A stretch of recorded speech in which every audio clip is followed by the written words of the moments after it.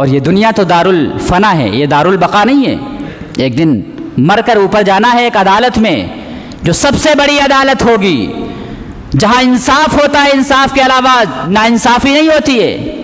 وہاں روپیے پیسے کام نہیں آتے ہیں، وہاں کسی کی سینہ زوری بھی کام نہیں آتی ہے۔ دنیا کے اندر تو سینہ زوری کر لیں کہ ہم تو فلاں خاندان سے ہیں، ہمارا تو دبدبہ ہے، تو اللہ کی عدالت میں یہ چلنے والا نہیں ہے۔ وہاں تو ہمارے جرائم کے گواہ خود فرشتے ہوں گے، اور ہمارے جرائم کے گواہ خود ہمارے اعضاء جوارح ہوں گے جو ہمارے خلاف گواہی دیں گے۔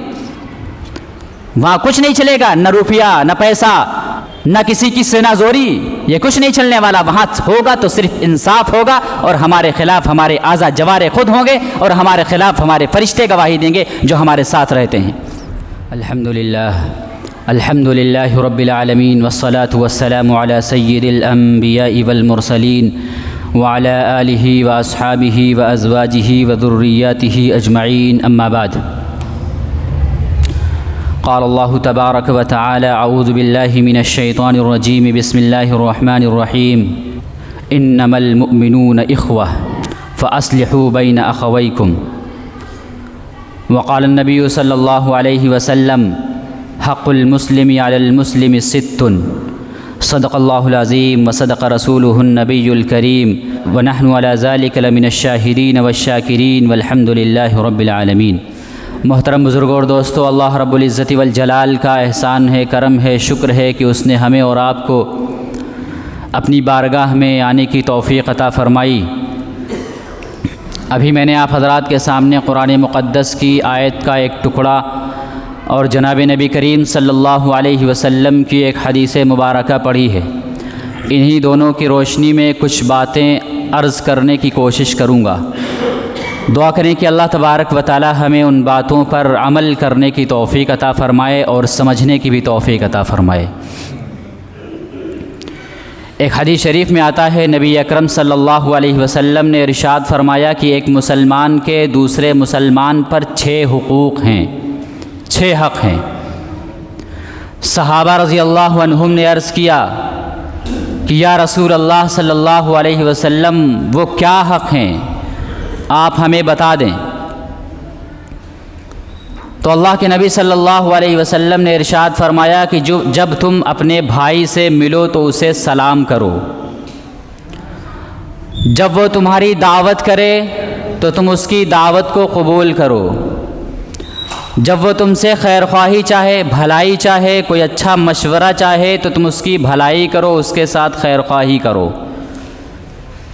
جب اسے چھینک آئے اور وہ الحمدللہ کہے تو اسے جواب دو، یعنی یرحمک اللہ کہو، اور جب وہ بیمار ہو جائے تو اس کی عیادت کرو، اور جب اس کا انتقال ہو جائے تو اس کے جنازے میں شریک رہو۔ اسلام کے اندر، شریعت کے اندر حقوق کا دائرہ بہت وسیع ہے، بہت کشادہ ہے۔ سب سے پہلا حق تو اللہ تبارک و تعالیٰ کا ہے۔ اللہ تبارک و تعالیٰ کے حقوق سب سے مقدم ہیں، سب سے پہلے ہیں۔ ایمان، نماز، روزہ، زکوٰۃ، حج، یہ سارے کے سارے تمام کے تمام حقوق اللہ تبارک و تعالیٰ کے ہیں۔ اس کے بعد نبی اکرم صلی اللہ علیہ وسلم کے حقوق ہیں، اس کے بعد والدین کے حقوق ہیں، اولاد کے حقوق ہیں، قریبی رشتہ داروں کے حقوق ہیں، عام مسلمانوں کے حقوق ہیں، ہر شخص کے اپنی بیوی بچوں کے حقوق ہیں۔ اسی طرح دوسرے انسانوں کے علاوہ خود انسان کے اپنے اعضاء کے حقوق ہیں، خود انسان کی اس کے جان کے حقوق ہیں۔ انسان کے جو اعضاء جوارے ہیں، ہاتھ، ناک، کان، زبان، یہ اس کی جان، اس کا بدن، اس پر بھی انسان کا حق ہے۔ اسی لیے نبی اکرم صلی اللہ علیہ وسلم نے فرمایا فَإِنَّ لِنَفْسِكَ عَلَيْكَ حَقًّا، کہ تمہاری جان کا بھی تم پر حق ہے، وَإِنَّ لِجَسَدِكَ عَلَيْكَ حَقًّا، اور تمہارے جسم کا بھی تم پر حق ہے، وَلِعَيْنِكَ حَقًّا، اور تمہاری آنکھ کا بھی تم پر حق ہے۔ اسی لیے کسی کے لیے جائز نہیں ہے کہ بلا وجہ اپنے آپ کو تکلیف پہنچائے، اپنے آپ کو ہلاکت میں ڈالے یا خودکشی کر لے، یہ کسی انسان کے لیے جائز نہیں ہے۔ یہ انسان کے اوپر حق ہے، اس کی جان کا، اس کے ہاتھ کا، اس کے پیر کا، اس کے آنکھ کا، اس کے کان کا، ایک ایک عضو کا انسان پر حق ہے۔ اسی لیے انسان کے لیے جائز نہیں ہے کہ وہ اپنے آپ کو تکلیف میں ڈالے یا اپنے آپ کو زخمی کرے، اپنے آپ کو ہلاک کرنے کی کوشش کرے۔ تو انسان کے جو دوسرے انسانوں پر حقوق ہیں وہ تو ہیں ہی، اس کے علاوہ انسان کے اس کے اوپر بھی بہت سارے حقوق ہیں کہ انسان وہ حقوق ادا کرنے کی کوشش کرے تو کامیاب ہو جائے۔ یہ تو انسانوں کے حقوق ہیں۔ اس کے علاوہ اس دنیا کے اندر جس چیز سے انسان کا تعلق ہے، اس دنیا میں رہ کر انسان کا تعلق ہر چیز سے ہوتا ہے، تو جس چیز سے انسان کا تعلق ہے اس پر انسان کے حقوق ہیں،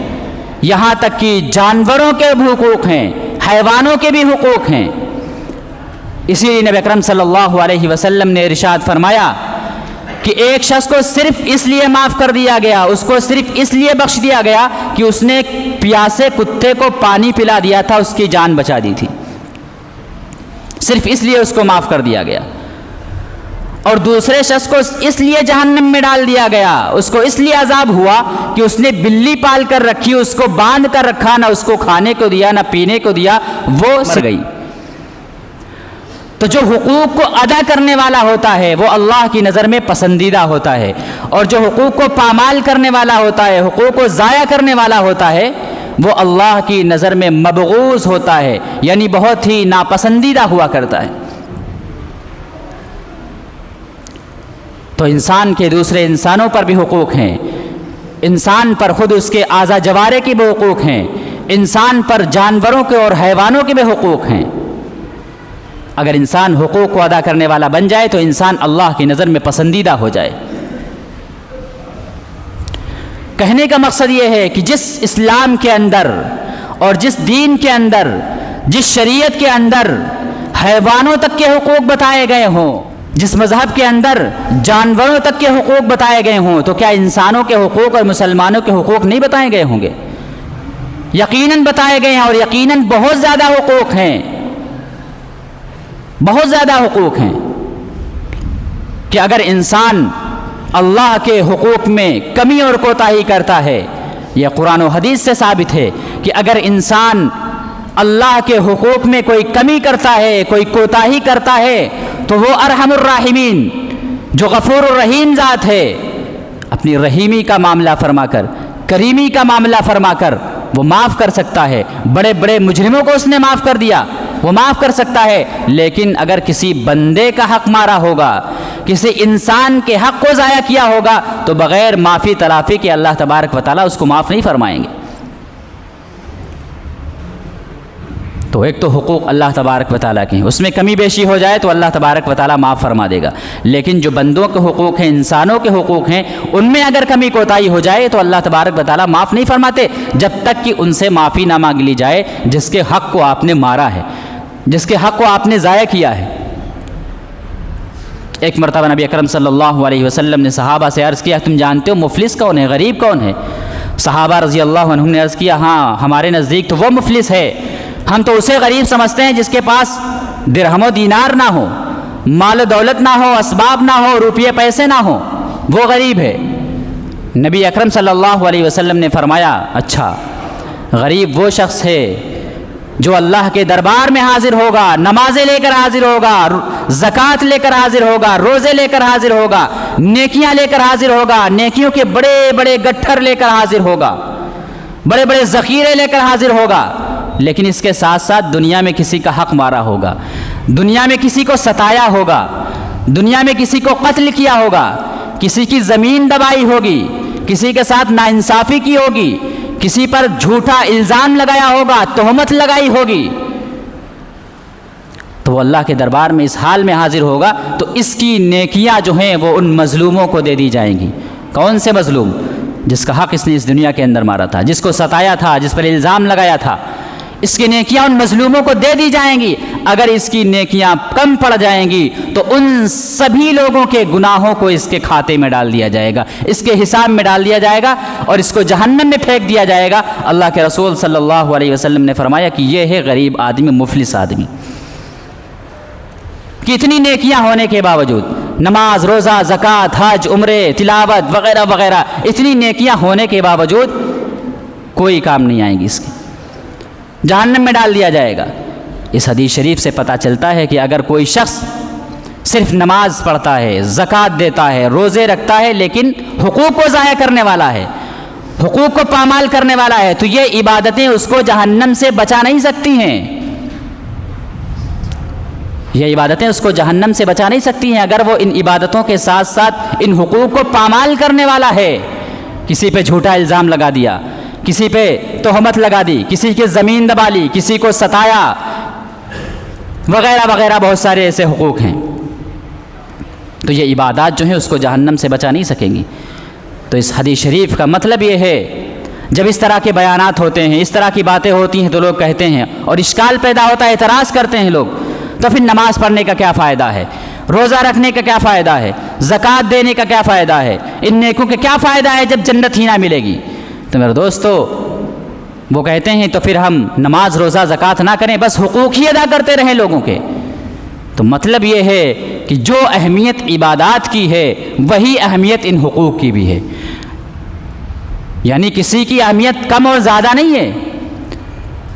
آپ اس کو بھی ادا کریں، نماز، روزہ، زکوٰۃ، حج وغیرہ وغیرہ عبادتیں بھی کرتے رہیں اور دوسروں کے حقوق بھی ادا کرتے رہیں، اس میں اہمیت کو بتایا گیا ہے۔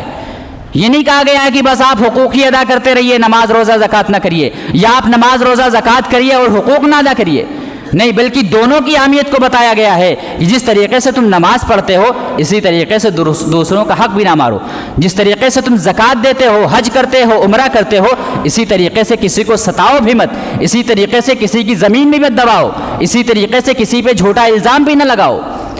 ان دونوں کی اہمیت کو اس حدیث شریف میں بیان کیا گیا ہے۔ اور یہ دنیا تو دارالفنا ہے، یہ دارالبقا نہیں ہے، ایک دن مر کر اوپر جانا ہے ایک عدالت میں جو سب سے بڑی عدالت ہوگی، جہاں انصاف ہوتا ہے، انصاف کے علاوہ ناانصافی نہیں ہوتی ہے، وہاں روپیے پیسے کام نہیں آتے ہیں، وہاں کسی کی سینہ زوری بھی کام نہیں آتی ہے۔ دنیا کے اندر تو سینہ زوری کر لیں کہ ہم تو فلاں خاندان سے ہیں، ہمارا تو دبدبا ہے، تو اللہ کی عدالت میں یہ چلنے والا نہیں ہے، وہاں تو ہمارے جرائم کے گواہ خود فرشتے ہوں گے اور ہمارے جرائم کے گواہ خود ہمارے اعضاء جوارے ہوں گے جو ہمارے خلاف گواہی دیں گے۔ وہاں کچھ نہیں چلے گا، نہ روپیہ، نہ پیسہ، نہ کسی کے خاندان، نہ کسی کی سینہ زوری، یہ کچھ نہیں چلنے والا۔ وہاں ہوگا تو صرف انصاف ہوگا اور ہمارے خلاف ہمارے اعضاء جوارے خود ہوں گے اور ہمارے خلاف ہمارے فرشتے گواہی دیں گے جو ہمارے ساتھ رہتے ہیں۔ تو رسول اللہ صلی اللہ علیہ وسلم نے ارشاد فرمایا کہ مسلمانوں پر حقوق ہیں۔ امام غزالی رحمۃ اللہ علیہ نے فرمایا ہے کہ ایک مسلمان کے دوسرے مسلمان پر 23 حقوق ہیں۔ اگر ان سب کا خلاصہ کیا جائے اور ان سب کو ایک لفظ میں بتایا جائے تو وہ لفظ ہے محبت، کہ ایک انسان کو دوسرے انسان سے محبت ہونی چاہیے، ایک مسلمان دوسرے مسلمان سے محبت کرے۔ جب ایک انسان دوسرے سے محبت کرے گا تو خود بخود اس کے حقوق ادا کرے گا۔ جب ایک مسلمان دوسرے مسلمان سے پیار کا اظہار کرے گا، پیار کرے گا دل سے، تو خود بخود اس کے حقوق کو ادا کرنے والا بن جائے گا۔ اور اللہ کے نبی صلی اللہ علیہ وسلم نے ارشاد فرمایا اس کا تو ایمان ہی کامل نہیں ہے جو ایک دوسرے سے پیار اور محبت نہ کرتا ہو، جو اپنے مسلمان سے پیار نہ کرتا ہو، اس کا تو ایمان ہی کامل نہیں ہے۔ اور ایک حدیث شریف میں اور فرمایا کہ اس ذات کی قسم جس کے قبضے میں میری جان ہے، اس شخص کا ایمان ہی کامل نہیں ہو سکتا ہے جب تک کہ اپنے بھائی کے لیے وہی چیز نہ پسند کرے جو اپنے لیے پسند کرتا ہے۔ اور ہم میں سے کوئی شخص یہ نہیں پسند کرتا ہے اسے ستایا جائے، ہم میں سے کوئی شخص یہ نہیں پسند کرتا ہے کہ اسے کوئی گالیاں دے، اور ہم میں سے کوئی شخص یہ بھی نہیں پسند کرتا ہے اس کی زمین ہڑپ لی جائے، اس کو گالیاں دی جائیں، اس کو ستایا جائے، اس پر الزام لگایا جائے، اس کی عزت کے ساتھ کھلواڑ کیا جائے، اس کا مذاق اڑایا جائے، کوئی نہیں پسند کرتا ہے۔ تو جب انسان اپنے لیے یہ چیزیں پسند نہیں کرتا تو دوسروں کو بھی تو احساس ہیں، دوسروں کو بھی تو جذبات ہیں، دوسروں کے تو سینے میں دل ہے، ان کو یہ چیزیں کیسی پسند ہوں گی؟ تو اللہ کے نبی صلی اللہ علیہ وسلم نے ارشاد فرمایا کہ ایک مسلمان کے مسلمان پر 6 حقوق ہیں، اور مختلف احادیث سے پتہ چلتا ہے کہ بہت سارے حقوق ہیں۔ حقوق کا دائرہ بہت وسیع ہے. تو اگر ہم حقوق کو ادا کرنے والے اس دنیا کے اندر بن جائیں گے تو اللہ کے محبوب کہلائیں گے, اللہ کے پسندیدہ کہلائیں گے. اور اگر ہم نے حقوق کو ضائع کر دیا, حقوق کو پامال کر دیا, تو اللہ کی نظر میں ہم ناپسندیدہ ٹھہرائے جائیں گے. اس لیے ہم نیکیوں کے ساتھ ساتھ, عبادات کے ساتھ ساتھ, اللہ کو راضی کرنے والی جو عبادات ہیں ان کے ساتھ ساتھ ہم بندوں کے حقوق ادا کرنے والے بھی بن جائیں. بندوں کے حقوق یعنی انسانوں کے حقوق ادا کرنے والے بن جائیں, اور اس کے ساتھ ساتھ جانوروں کے حقوق ادا کرنے والے بن جائیں. اللہ تبارک و تعالیٰ سے دعا ہے کہ اللہ تبارک و تعالیٰ ہمیں ان باتوں پر عمل کرنے کی توفیق عطا فرمائے. وآخر دعوانا ان الحمد للہ رب العالمین. جن لوگوں نے سنتیں نہ پڑھیں وہ سنتیں ادا کر لیں.